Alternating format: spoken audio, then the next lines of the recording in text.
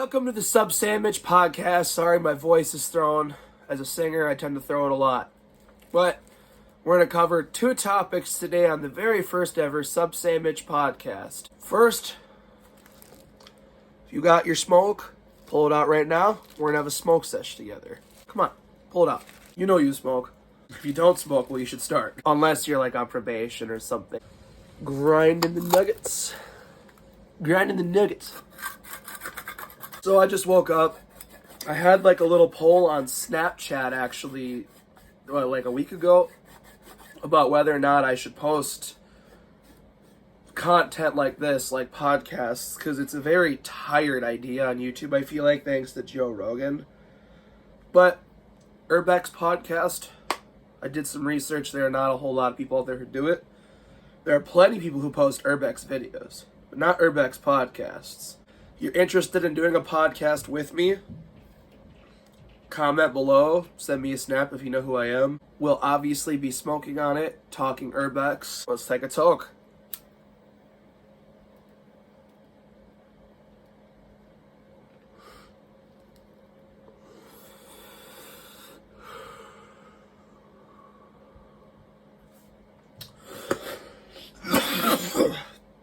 If your weed ain't gas, don't smoke it at all. Throw it away. Alright, topic one. Why the Sub-Sammich? Well, the Sub-Sammich is a nickname that was derived from my original nickname, Sammich, in 2018 by my boss, Matt, who was the owner of a grain bin building company. We went to work for him, me and my friend Alex, and our first night there, they greeted us with alcohol, drugs, and my new nickname, the Sammich. It actually started off as Sandwich Boy, Sandwich Boy. We're not quite sure which one was said. Matt, if you're watching, help us clarify. You kind of dubbed me that nickname. I credit you for it. He called me that because at the time I had just washed out of working at sandwich places like Potbelly and Subway. And to them it was funny, so we were just having a drink, and then out of nowhere the boss goes, "Sandwich Boy, give me a beer." Sammich definitely stuck. People recognize me as the Sammich around the community. That's kind of my name. I threw in the Sub-Sammich as Subterranean Sammich. I kind of went by Subterranean Sammich for a while, but I shortened it to the Sub-Sammich. There's already an explorer out there who goes by Subterranean Saint. And it's just like, okay, I want to deviate my name a little bit from his. So that's where the name Sub-Sammich comes from. We started the whole YouTube career deal in 2020 with Gene, who is the operator of Urbex Lifestyle. I'm pretty sure a lot of you guys are familiar with that. Gene had started the channel filming with his Canon DLSR, like one of those nicer cameras you take photographs with. He filmed some videos, posted some videos, but I kind of liked that idea. It was a fun idea. Like, we could show people who can't get into these caves the caves. So we could show disabled people, like, I have a friend who's disabled. Her name is Nikita. Nikita, if you are watching, I miss you. She expressed serious interest for these caves at one point. It broke my heart knowing she could never get in. She's disabled. She's paralyzed from the waist down. So there are obviously people out there who want to see these caves that can't. Does that mean all spots should be on YouTube? Absolutely not. I'm very good with the judgment as far as what spots should go on YouTube, which brings me to the Labyrinth. Now, I have gotten tons of hate for posting the Labyrinth. And I understand because it is the first ever YouTube video of the Labyrinth, but it's not the first time the Labyrinth's been on the internet. The Labyrinth is heavily publicized on Google. Go on Google right now if you don't believe me, exit out this video, Google St. Paul Utility Labyrinth. Google will literally answer the question in their answer box at the top. So it's definitely not a sensitive spot anymore. It hasn't been for years. Thanks to Action Squad, Urban Biffs, and there was one other, Greg Brick, and then there was like the St. Paul Historical Society. Those four posters have posted consistent content on it over the last 20 years. Obviously, a spot like that's not going anywhere, so it doesn't matter if the video is 20 years old. You see a system like that, you know it exists, you know it's not going anywhere. Now, the community wants the lab traffic low, they don't want anybody getting in there, but the thing is it's not their choice. It's not their spot. They don't own this spot, they're never going to own this spot. They have closed several entrances, which, as far as I'm concerned, is a sellout move. The city closes spots. That's their job, not yours. All you're doing is gatekeeping, and I don't appreciate it.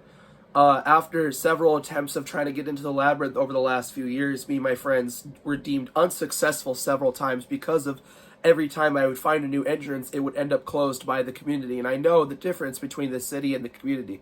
The city tack welds an entrance shut. They don't use fucking caulk. That's stupid. But it deemed too difficult. We tried pulling the lid off of the entrance we were using, and we ended up ripping the entire manhole collar out of the fucking concrete. Like, we ripped the whole thing out. We're like, whoops. Came back about a week later, and the rung ladder was gone. No more rung ladder. Someone sliced it away. I know who did it. I understand. We've talked, but still, fuck you. That sucked. And somehow my high ass forgot to mention that wasn't the only entrance the community fucked us out of. We also got fucked out of 3 other entrances. Luckily, we have 2 new ones that we will probably not get fucked out of, but god damn it, you guys fucking suck. Honestly, that combined with all of the drama that's gone on in the community, which real quick, I'll just say, a few months back, some people I know, they spray painted inside of Hams 2. Yes, I know spray painting in Hams 2 is a no-no, but it's out of my control. I can't control others' actions. And the community threw a fucking fit, and I threw a fit as well, but I kept it cool, and I was like, yeah, don't do it again. And then I started getting ridiculed and scrutinized like I was the one who did it. And that went on for so long, and I was harassed for so long, and I was harassed by so many people to where I was like, okay, I don't care who is who and why. We've filmed this Labyrinth video. I've been sleeping on, starting the channel for a while. It's time to get the channel going. Let's start it with a fucking bang and post the Labyrinth.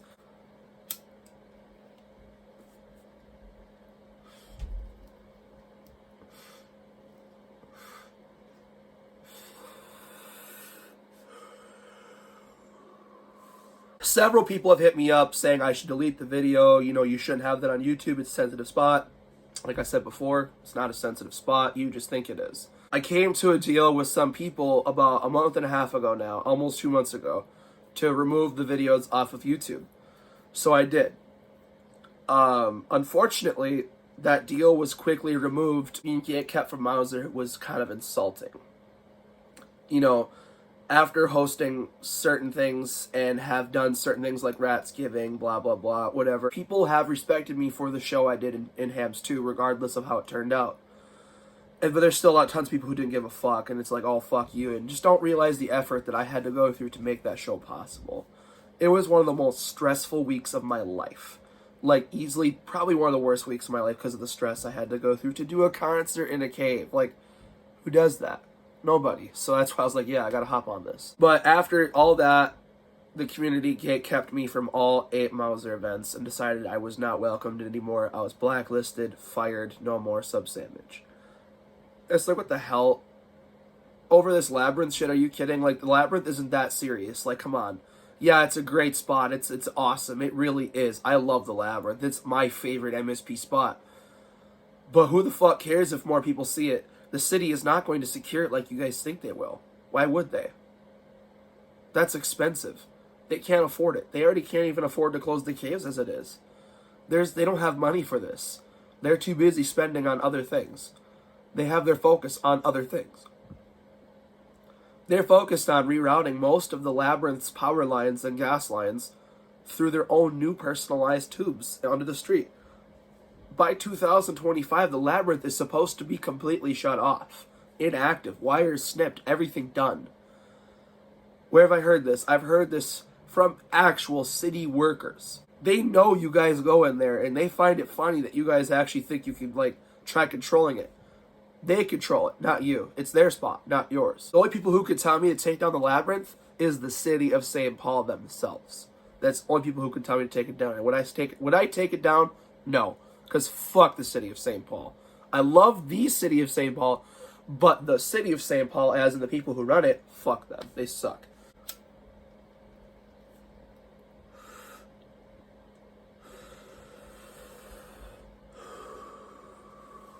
It brings me to subject number 2. Mauser Awards and the YouTube video.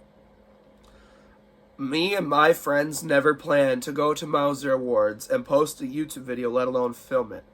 When I film a YouTube video, I bring all kinds of equipment with to film it, to make sure the lighting is good, to make sure everything is good for that sake.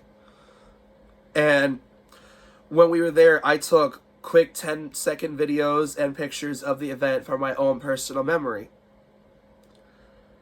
as this event proceeded on and as we smoked and chilled and everything, like, I saw all the community guys. None of them said a fucking word to me. Just gave me nasty looks. Didn't bother to say a word. It's like, all this drama and y'all don't have anything to say.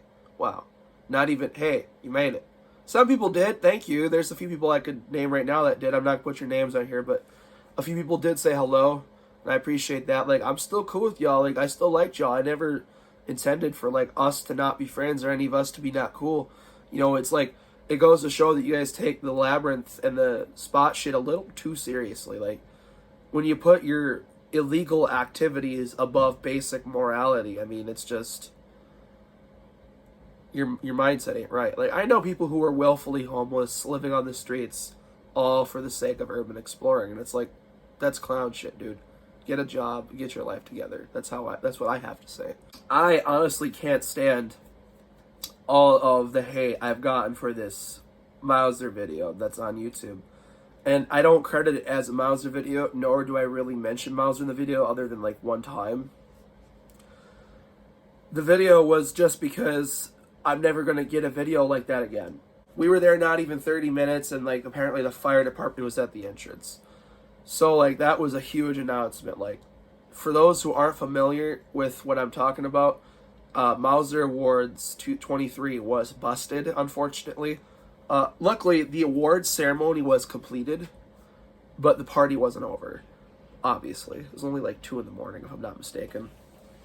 Party was still strong at 2 a.m., and the fire department was at the entrance because somebody who was under the age of 18 did not listen to mommy and daddy and go home when they said.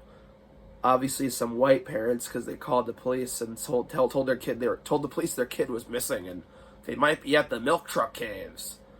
And the fire department knows what the milk truck caves is. They're not stupid. Like the firefighter said in my video, oh, I've been down here a half dozen times. So like they go down there a lot. That's nothing new to them. It's not new landscape.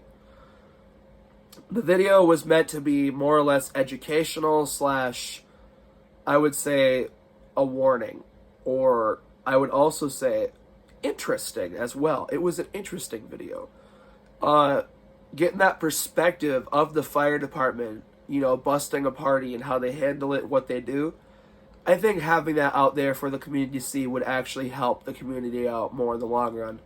Because then it helps them understand the truth behind the fire department and what they do and why they do it. People always get scared. Oh, if we get caught in the caves, I heard it's a felony. We can go to jail. No. That I always knew was bullshit, but it was great to hear the fireman confirm it on video that is bullshit. They do not press charges out of fears that if you do get in trouble in a cave one day for real, that you will call for the help when you need it. So that way they can help you. Basically, they want to help, not hurt. The police want to hurt. The police cannot go in the cave at all. Period. There is no... I actually was told at the party that they can if they have a radio system set up. Wrong. They can't go in at all. Only the rescue squad, not even the rescue squad of the fire department are the only people permitted in the caves ever. The city workers aren't even allowed in the caves. They have to call the fire department to clear the caves before they close entrances. Every time they close the cave, the fire department is there searching the cave to make sure you don't get closed in the cave. There are no true dangers present in the cave that are immediately concerning or life-threatening. The fire department is aware of that. That's why they are cool. They just wanted everybody to leave because it's their job. They are fully aware that you can survive in the cave. You can be in the cave. You will be okay. But because of what has happened, they have no choice but to make you leave.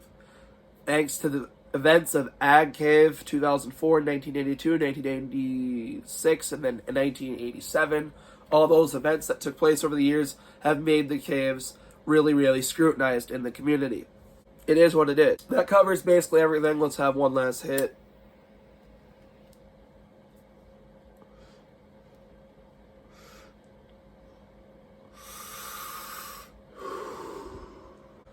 Well, thank you for watching the Sub-Sammich. Let me know in the comments what should I cover next week.